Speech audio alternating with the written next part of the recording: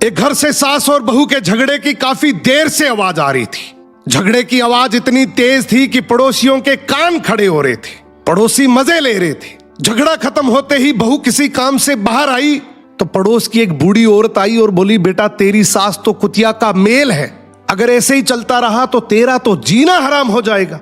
बहू ने तुरंत कहा कि आप जिनके बारे में बोल रही है ना, वो मेरी सास है और मेरे पति की माँ तो वो मेरी भी माँ ही हुई, और हम माँ बेटी लाख झगड़ा करें, आपको पंचायत करने की कोई जरूरत नहीं है। बूढ़ी औरत बोली, बेटा मैं तो तेरी भलाई के लिए ही बोल रही थी। बहू ने कहा कि आप मेरी भलाई के लिए बोल रही हैं या बुराई के लिए, ये मुझे सब पता है। मेरी माँ ने ये मुझे बचपन से सिखाया है कि ऐसी फालतू कान भरने वाली औरतों से हमेशा बचकर रहना। ये कान भर भर के हंसता खेलता परिवार तुड़वा देती हैं।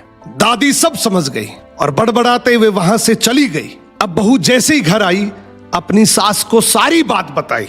ये सुनते ही सास की आंखों में आंसू आ गए।